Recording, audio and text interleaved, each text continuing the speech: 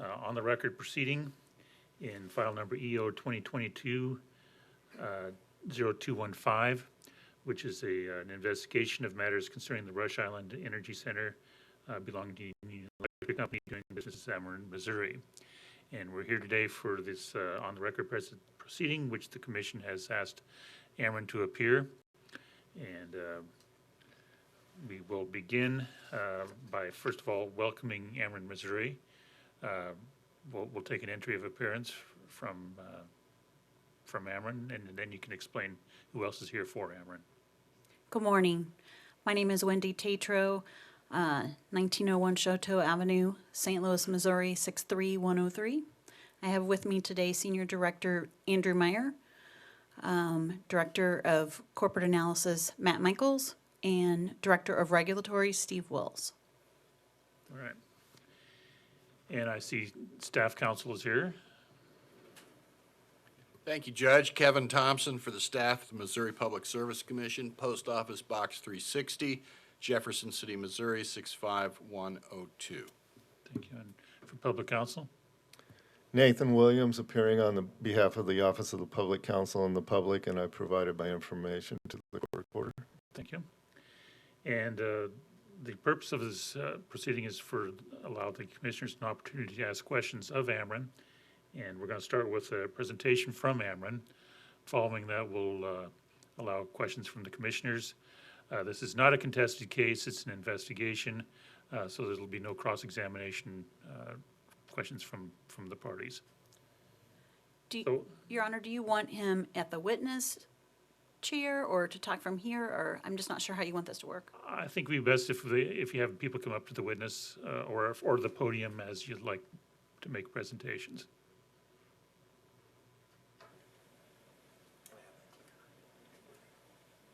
I've been told the podium would be the place to go. All right. Thank you. Good morning. Good morning. Andrew Meyer, Ameren, Missouri.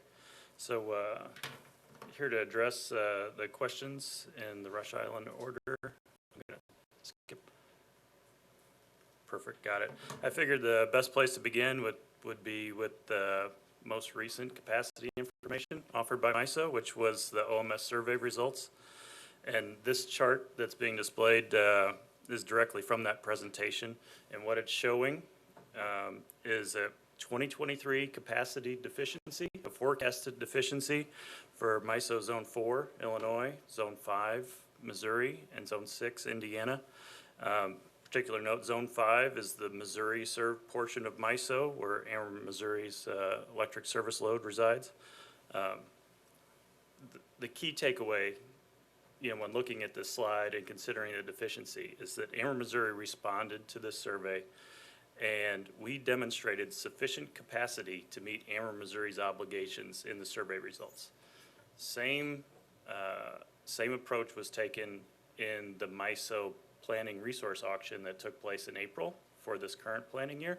Ameren, Missouri demonstrated sufficient capacity in that auction to meet all of our obligations there too. So, while this chart shows a deficiency in Missouri, it theoretically would not exist if MISO presented the data in a slightly different fashion. And what I'm getting at there is part of the Ameren, Missouri generation fleet is simple cycle combustion turbine peakers, which we'll discuss a lot throughout this presentation. But they reside in Illinois, and so MISO reflects them in the Zone 4 resource numbers. And so if you shuffle the deck slightly differently and you actually showed, those units which are pseudo-tied into the Ameren, Missouri Balancing Authority as Missouri resources, Zone 5 would show sufficient capacity, and Zone 4 would be even shorter. So it's all in the presentation of how they slice the data, essentially. Another key aspect of this slide is the units that we're showing on the vertical axis there, UCAP megawatts. And UCAP, again, referring to unforced capacity. And so MISO calculates a UCAP value for each of our units annually. And in that process, it begins with a full load generator test And then they look back at the last 36 months and say, what was your average forced outage rate? What percentage of time were you unavailable for forced outages? And they haircut how much capacity you can sell. And so those resource totals you're seeing in that slide and in the next slide we're going to get to are going to reflect that UCAP value. And it's pretty significant because when you're calculating this UCAP, it's a lagging indicator. And I say that, and I'll offer this example to explain that. For planning year 21-22, the Callaway plant had a UCAP value of 1,150 megawatts approximately. So very near its full load capability. But for the most recent planning resource auction, PRA, it only qualified for 887 megawatts of UCAP. It's a 262 megawatt delta year over year. And that is the result of the 8-month forced outage for generator repairs that we had, late 2021 and rolling into the next year. And so that's why it's a lagging indicator. Callaway is fully available at this point in time, but we're still dealing with that UCAP haircut from an outage that happened in the past. And not only was our UCAP value for Callaway reduced for this planning year, but it will be for 2 more years because of that 36-month, forced outage rate calculation. So key consideration there.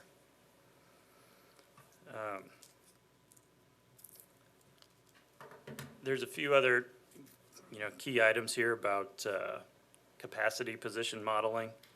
And so in June, Ameren filed a change in the preferred plan of the IRP. And if you looked, through that information in the work papers, there were capacity position slides by season, summer and winter. And what you saw was a slightly long summer capacity position and a slightly short winter capacity position. So the charts that we're going to talk about, they get to relatively the same conclusion, but the numbers are pretty different in terms of how we're adding up the resources and what we factored into the load and what's not. The first difference, again, is, to address the order of when are we going to have to procure capacity, we will be procuring on this MISO basis, which is on the UCAP construct. And so, again, it's a lagging indicator. It also results in some shifting of accreditation values. So if you have units that are largely unavailable in the winter, well, that gets all averaged into this annual UCAP number, and so it reflects that haircut in the summer. So there's some accreditation shifting that's happening there too. And then for the IRP, if you're trying to reconcile those charts, the IRP really reflects the installed capacity of each of the generators. The only time that we make adjustments of that is for the renewables. And so, and those adjustments, again, we'll discuss later on, but we default back to the MISO accreditation values. So if you have a wind resource in MISO, the MISO class average accreditation is only about 14% of it can be counted as capacity. The other 86% is not. For solar, it's like a 50-50 split. So that adjustment's made in the IRP filing, and then we reflect that for some of the purposes in the later discussion. Just one more disclaimer on some of these modeling differences. The load forecast also differs somewhat from what the load we have in the IRP, because when we're submitting data to MISO for Module E purposes, the load forecast is a coincident peak. And so we still go through develop a normalized peak load forecast, and we're summer peaking utility, so that'd be our peak load. And then MISO provides us a day to which all the utilities tie out. And so the coincident peak forecast is generally lower than the non-coincident peak forecast, which reflects the diversity of the 15-state MISO footprint and generally reflects that every load is not peaking at the same time. So a little bit difference there as well. Then jumping to the heart of the question here of, how are we going to go up the issue of securing capacity, really in regards to planning obligations. So the chart we have here illustrates Missouri's position in MISO's PRA, for the planning year that just cleared and the next several years of what our position's going to look like.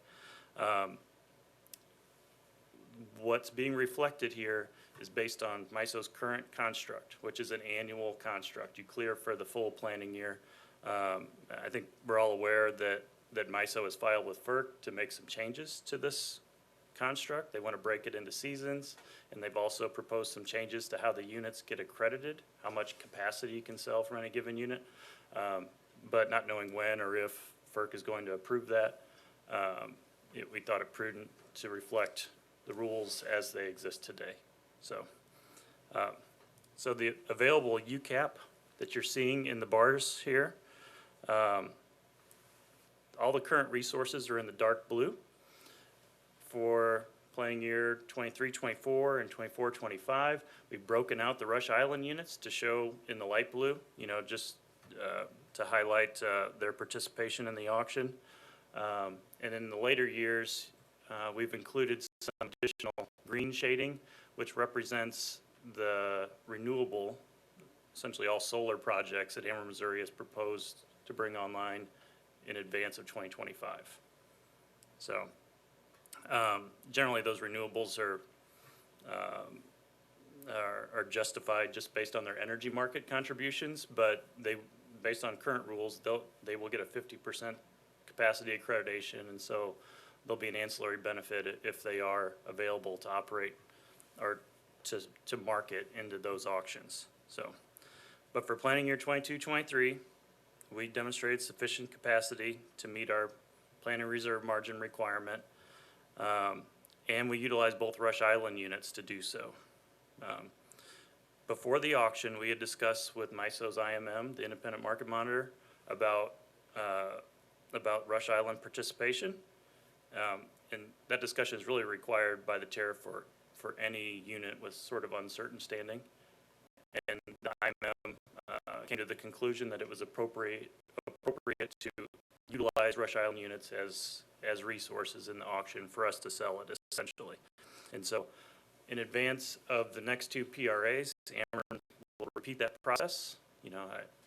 Arguably it's still uncertain as we work through this system support resource contract that we have for Rush Island, but we will have the same conversation with the IMM, and we would expect similar conclusions. For planning year 24-25, Ameren does expect that the 8th Circuit Federal Court will issue an order about the NSR litigation, and that order will probably say that Rush Island is planned to retire in 2024, although we know that some of the transmission reliability projects that need to be done in order for retire may extend into 2025.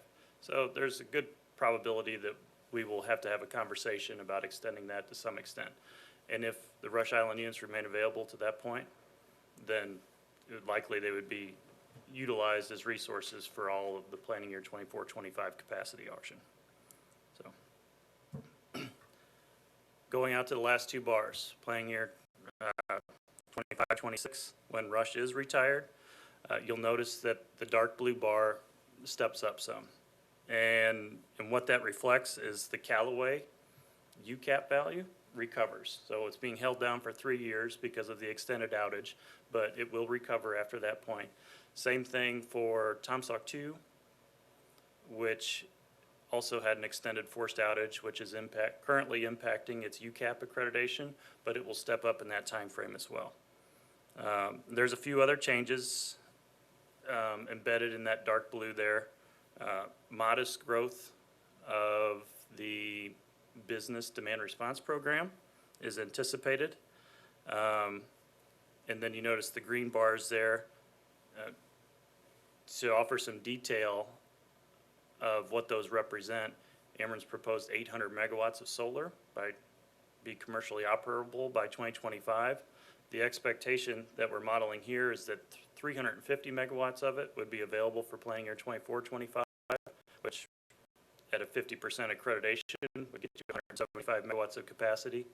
And then for planning year 26-27, we're showing all 800, which represents 400 megawatts of capacity. And then finally on this chart, the load curve.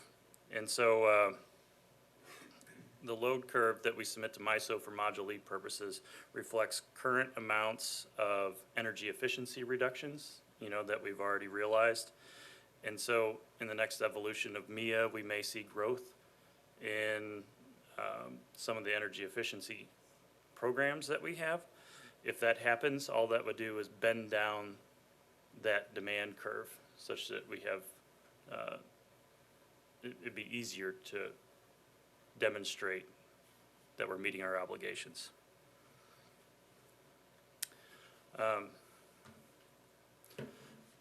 Pivoting to the next question in the order about real-time load obligations and stressor events.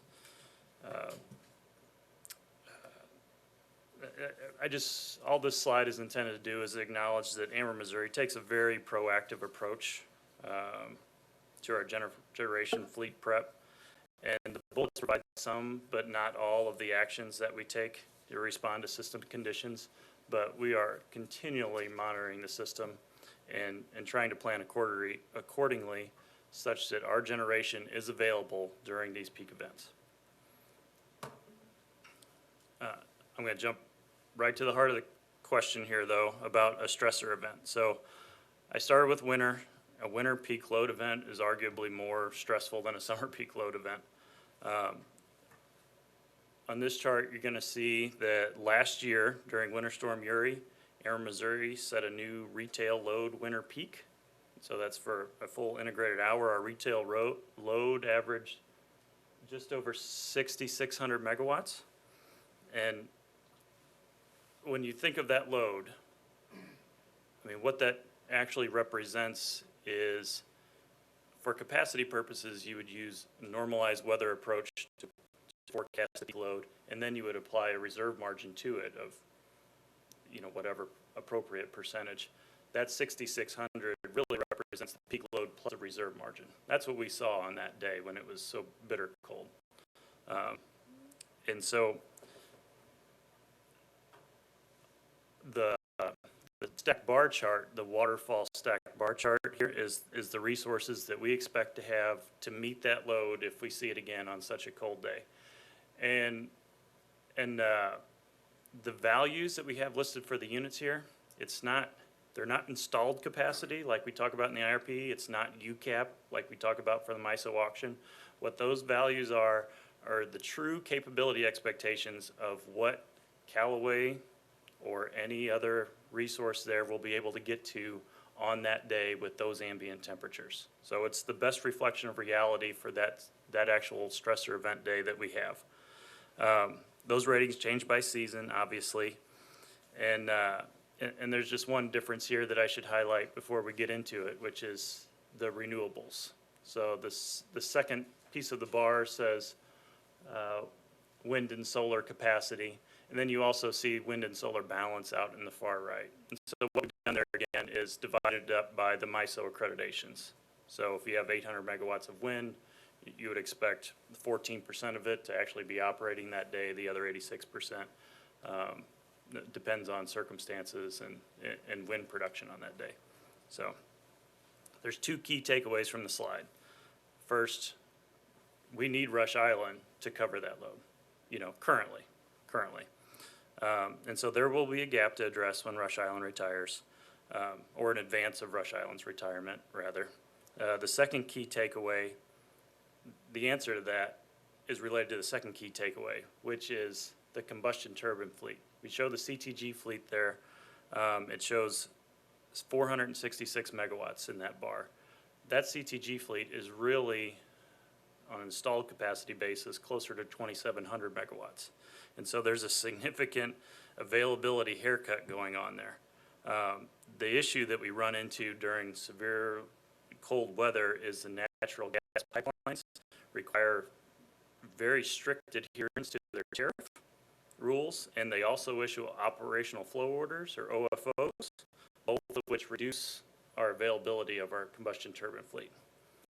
And so when it's severely cold, the pipelines require that the gas can only be scheduled on firm transportation contracts, and much of the CTG fleet that we have is served by interruptible transportation on the gas pipelines. And so the logical question is, can't Ameren go buy more FT or firm transport? But the second pipeline action is what makes that simple answer impractical.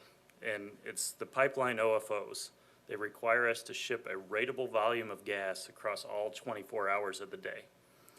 And this is not how MISO would want to utilize the units, nor can all these units actually run for that full 24-hour window.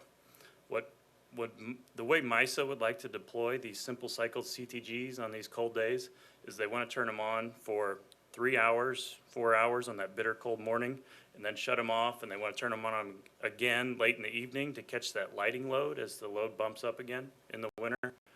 And it's the pipelines on these severely cold days are already maxed out.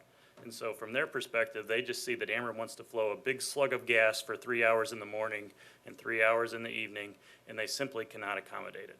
So we really have no choice but to make the units unavailable because we couldn't flow the gas if we wanted to, even with firm transport. So back to the first question of the fact that Rush Island is needed to meet that level of winter load. Ameren's exploring some internal projects intended to address the winter resource availability. So there's 2 projects. We're studying restarting the existing idled equipment for dual fuel capability at our Pinot Creek Combustion Turbine Energy Center. And so there's 4 units there. What that means is they normally run on natural gas, but this would allow for them to run on fuel oil as well. So if you can't get the gas on the cold day, you're running on fuel oil. We can typically keep 1 of those 4 units available on gas during the severely cold weather. So this would allow us to regain use of the other 3 units on fuel oil during those days to help meet that load. The other option that we're analyzing right now is installing dual fuel capability at Audrain Energy Center. And so Audrain Energy Center is 8 units, all simple cycle combustion turbines, roughly 80 megawatts. In the winter, they could probably maybe reach closer to 90 megawatts with the ambient temperatures being down. And so that would add another 700 megawatts of oil-fired capability to meet the load on these critically cold days. But that option will require a review of the current operating permit. I believe the operating permit only allows them to operate on natural gas. So,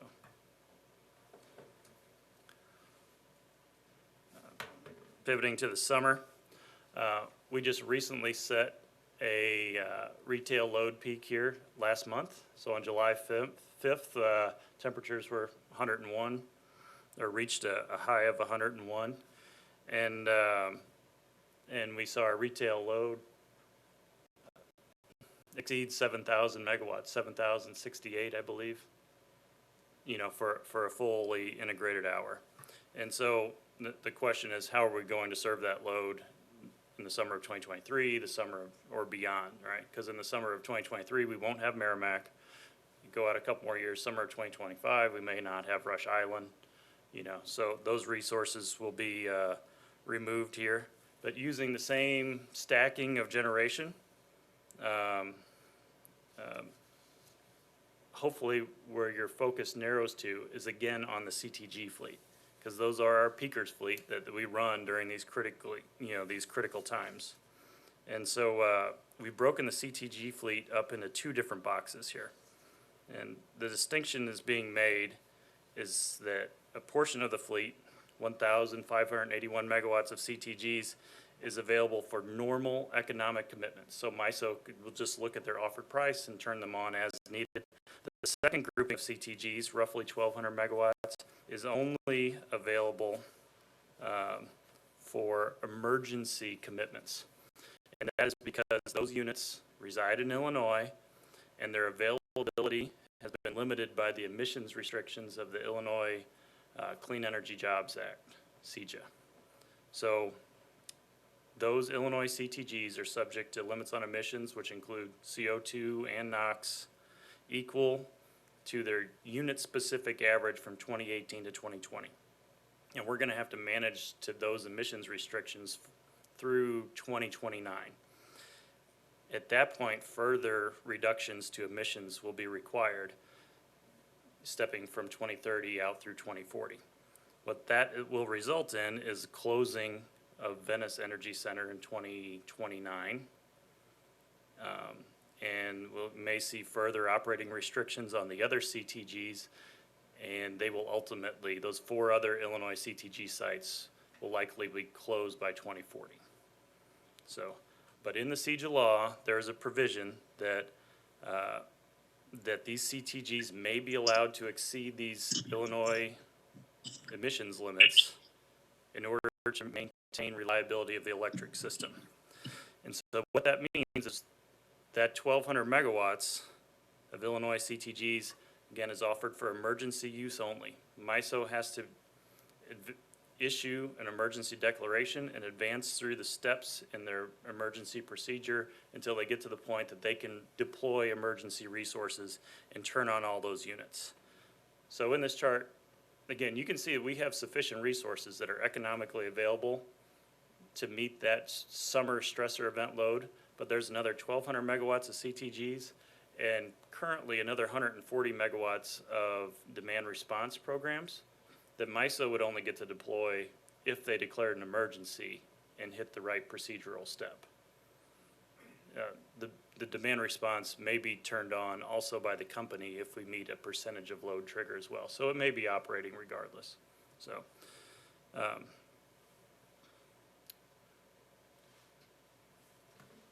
the order asked about stressor events on both Ameren and MISO's systems. So if we're pivoting to the MISO declared emergencies, after this year's PRA results were announced, there were several public warnings of the increased likelihood of emergency events. And this chart was published by MISO in their summer readiness materials shortly after that the PRA results were announced. And it offers a slightly different perspective about the deficiency that MISO is seeing. So before I discuss the chart, I'll just level set here. In recent years, we've seen MISO declare 6 to 7 maximum generation events a year. That's up. Prior to 2016, I'd say they were relatively rare, but in recent years, it has gone up. They're generally caused by a combination of extreme weather, high electric load, and sometimes low generator availability, which can include low availability of renewables due to lack of fuel, wind, solar. But focusing on the July information, the middle bar of this chart, MISO offers 2 load forecasts. There's the probable load forecast of 124 gigawatts, and then there's a high load scenario of 131 gigawatts.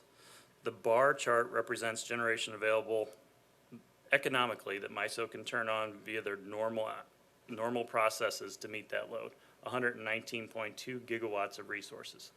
Once they reach that point where they've deployed all those, they will step into their maximum generation emergency event, and once they reach a certain step of that procedure, it will unlock the units offered for emergency use only, which is the 10.8 gigawatts reflected in the brown shading. And in that 10.8 gigawatts, that includes Ameren Missouri's 1,200 megawatts of Illinois CTGs. It includes the 140 megawatts of demand response that you'd see that's available for summer peak events. And so those would only be deployed at that time. Tying those loads that MISO's modeling there back to the July 5th retail peak that Ameren Missouri just set, the MISO peak load on July 5th was 115.9 gigawatts. And MISO had issued a conservative ops declaration, but it did not reach the point of a maximum gen event. And so those resources were not unlocked on that day. And then just to offer a little more context about those loads that MISO is planning for, the MISO all-time peak load was 127 gigawatts, which they saw back in 2011. And the MISO topology looked fairly different at that time. There was no Entergy, and Duke, Ohio was still a member of MISO. So quite a different context when you consider the loads that they're planning for here in terms of summer readiness. And that's all of the prepared remarks. Thank you. Appreciate that. I do have a couple questions, and forgive me if I bounce around. Let's go back to page 6 real quick. So you had mentioned here that these numbers are the most accurate, not nameplate, not accredited, but the most. So how are those numbers arrived at? So Ameren develops a seasonal capability table every year where the engineers will look at ambient temperatures in the capability units and say this is the expectation for unit production based on those temperature scenarios. So it's an engineering analysis based on expected conditions for those months. Okay. And then on page 8, just the last one there, you were talking about in real time being able to unlock the emergency capacity. Like, what is that process? How long does that take? Are we talking hours? Are we talking days? Generally, when MISO's issuing emergency declarations, I mean, they can see critical days coming a few days in advance. And so we may see a MISO conservative ops declaration. We may see MISO issue a hot weather alert. And then they'll step into a maximum generation alert, which really doesn't unlock any actions. Then a maximum generation warning, and then a maximum generation event, which is where the real key steps in their emergency procedures take place. And so generally they would only be in that event stage for the critical hours of the day where they're short capacity. So it's within the operating day that we're talking about. Those resources there, like Ameren Missouri's 1,200 megawatts of CTGs, they can all be online between 10 and 30 minutes and operate, from that perspective. So it's truly a real-time response. Okay. Back on slide 3, the second bullet point there, how is that reflected in Ameren's IRP?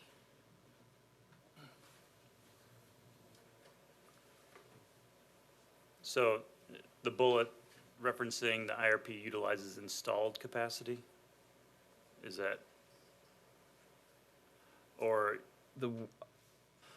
I was thinking about the one with after Rush retires.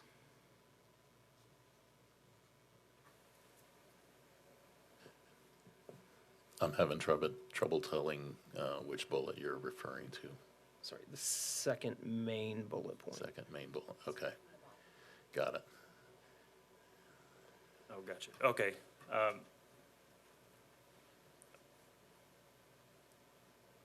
So the question is, after Rush retires, the comment is, after Rush retires, we will be very near flat in our capacity position modeling.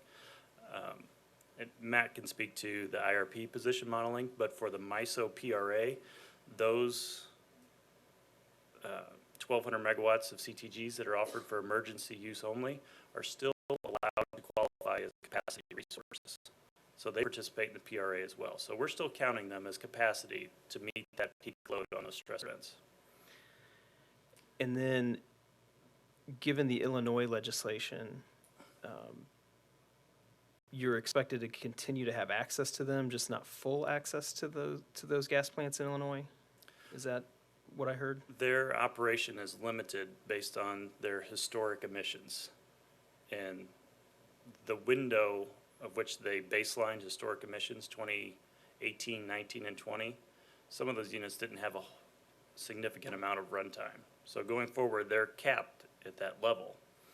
And so, yes, we'll be managing to those emissions levels, which correlate into runtime hours, really for the remainder of these units' lives. Okay. And then, let's see, which one was it?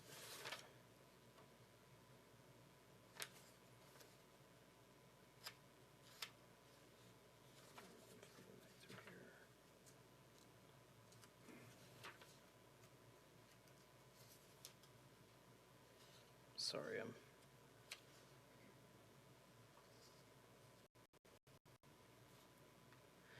So you said that you expect Rush Island to continue operating through early '24. Is that based on the current litigation, like what you expect to be the resolution, or?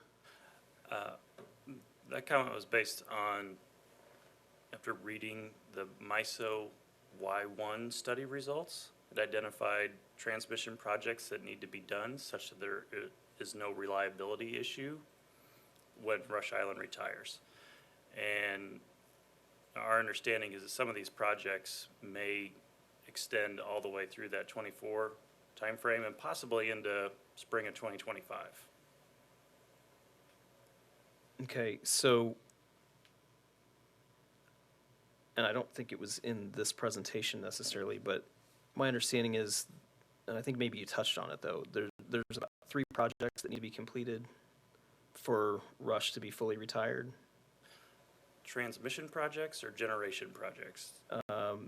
The installation of a larger transformer at the Wildwood substation is one. Yes. Installation of capacitor bank at the Overton substation. Installation of 4 static compensators in and around St. Louis. Where are we in that process?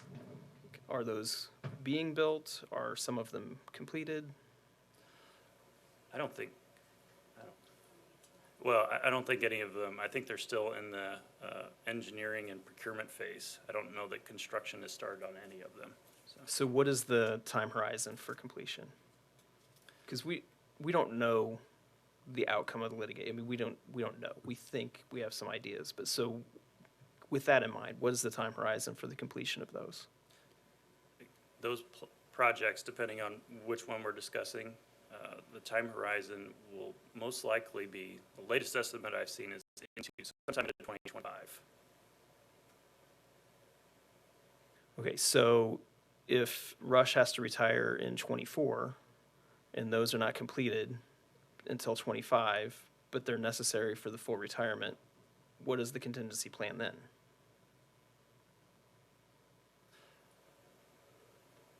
If they're not available to operate as system support resources per MISO's approach, then MISO will have to identify other mitigating measures. I don't know what those would look like right now. Is it just buying more out of the auction, or?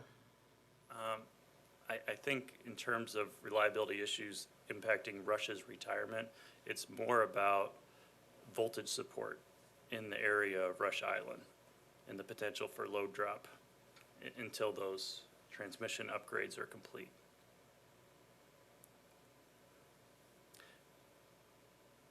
If you're asking about if Rush has to retire early in 2024 and therefore would not be available to participate as a resource in the 24-25 capacity auction, then that would create a short position for us, and we would have to go to the market, either the bilateral market and try to procure capacity in advance of the auction, or just carry that short position into the auction and we would fill it at the clearing price of the auction. Okay, and then there was a, I'm trying to remember which slide it was on, but we talked about Callaway recovering. If it wasn't able to recover to that full capacity, does that just, again, go back to the auction, or is there another contingency plan if there's another forced outage? So, again, that UCAP accreditation in the chart on slide 4 it's a lagging indicator. Callaway has already recovered from the outage. They're capable of full load right now. It's just that through this MISO accreditation process, we're being haircut for 3 additional years into the future. And that's how the MISO process works. So, I mean, there's a potential that some other unit could have a large forced outage and the haircut, show up at a different energy center. And if that's the case, then, then that would drive us, reduce resources in the auction and potentially short, and we'd be looking at the same approaches to procuring capacity in advance of or in the MISO PRA. Okay, so given that several of these answers are going back to the PRA and that there's a shortfall not only in our zone, but also footprint wide, are you confident that that energy will be available in the PRA?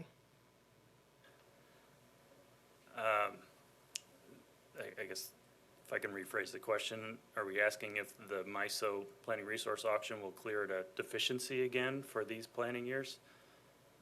That's very hard to predict.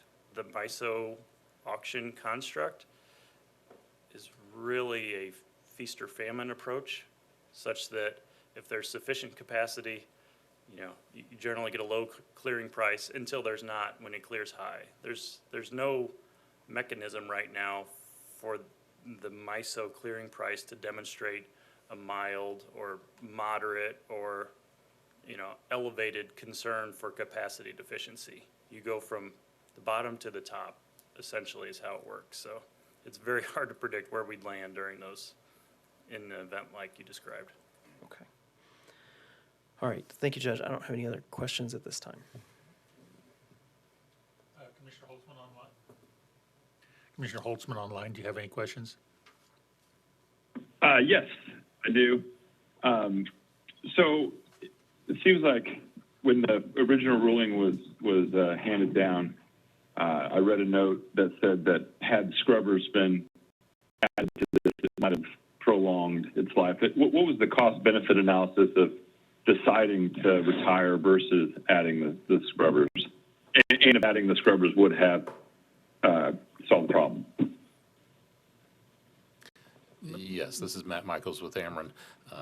So the cost-benefit analysis that we did demonstrated a benefit of, I believe it was between $300 and $400 million to retiring the units early rather than installing the pollution controls. Okay, that is significant.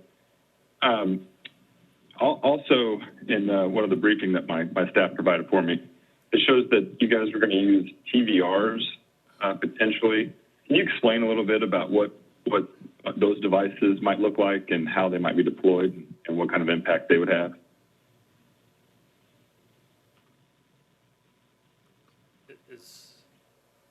I don't know if we have the right person in the room. If you're talking about transient voltage regulators, that may be the StatCom devices that were being discussed earlier to keep the voltage support up in Yeah, the location my of Rush Island. apologies, Commissioner, I did not bring one of the engineers. Okay, that was just one as I was looking through some of the potential, consequences of retirement. The voltage regulation was one of them, and I was curious to get more information on that mitigation and what those devices were. Yeah, Commissioner, if you like, we can always supplement the record with an explanation of that.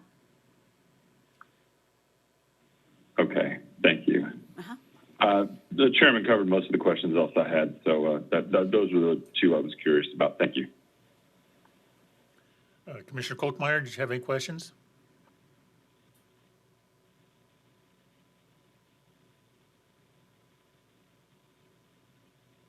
Yes. No, not honestly. The chairman's questions and Commissioner Holzman's questions pretty well answered my questions on this. So thank you. I have a couple of questions also I'd like to ask. And it's about the emergency process in the CTGs in Illinois. And you indicated that there's a restrictions based on environmental laws and your air permits, I assume. Can you tell me how that emergency process works as far as getting permission from the environmental authorities in Illinois? Do you have to go back and get advance permission from them to start using these, or is this something that, well, explain to me how that works. We do not request advance permission. If MISO steps into an emergency event and issues operating commands for those units, we will respond, and then we will document the reason for the start instruction and provide that to the Illinois EPA after the fact. Okay. And are there similar restrictions on the CTGs in Missouri? There are not, outside of the normal air permit limitations that they have. So there's no emergency CTGs in Missouri? No, they're all offered for MISO's economic use. Okay. That's all the questions I had then. Can I have a follow-up on that? Sure. Thanks. So on the Illinois side again, you said you're constrained to their historical operating output of emissions, and that you don't have to get advanced permission, you just do it and then report after the fact. So what are the penalties for violating? Like, what if there was an event and you ramped up to make sure you met your load and then found out that you'd somehow violated the Illinois statute? What is the penalty for that? I don't know that that penalty is clearly defined. It's part of the vague aspects of the law. So we would report to the Illinois EPA, and then we would be awaiting their feedback if they determined that we had violated those emissions, and then wait to see what they thought the penalty should be. Okay, so follow up, do those plants serve any Illinois customers or only Missouri customers? They're Ameren, Missouri units that are, from a MISO settlement perspective, electrically pseudo-tied into that Ameren, Missouri local balancing authority. So they are Ameren, Missouri units that are there to serve Ameren, Missouri load. So in the event of such an emergency, is it more important to serve the load, or is it more important not to violate the emission standard? We're trusting that if there's a critical decision about whether or not to serve the load, that MISO has progressed into the emergency steps and we're operating the units. So. Okay, thank you. To put that maybe a little more Judge, directly, I've got a follow-up question. Go ahead. No, I didn't want to step on it. Go ahead and finish that side. Okay, I was just going to say, maybe to put it a little more directly, we would, when we think we need to operate the load or we would lose load, we'll operate the system, and then we'll deal with the Illinois EPA after. Thank you, that's what I was driving at. All right, Commissioner Holtzman. And if we do get penalized, we'll come back to you. Commissioner Holtzman. I want to go back to the earlier MISO discussion that we came on the heels of this meeting, and talk a little bit about what the capacity plan is surrounding renewables and storage.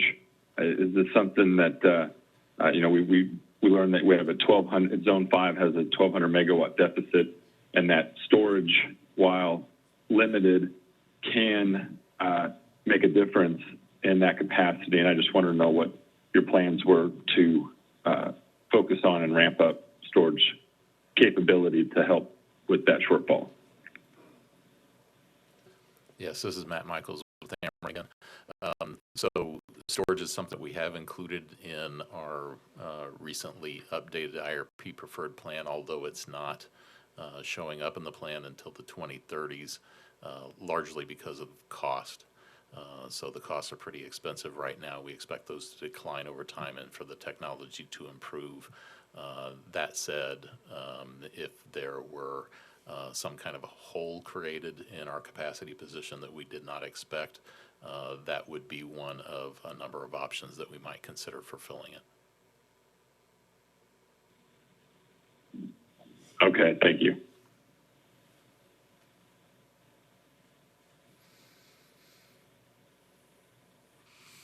All right, anything else from commissioners? Ms. Tatro, we had discussed before we went on the record about marking the slides here as an exhibit. We'll go ahead and mark them as Exhibit 1. And we will put them in the record, and they will be available on EFS then. Thank you. Right. Anything further from anyone? All right, then we are adjourned.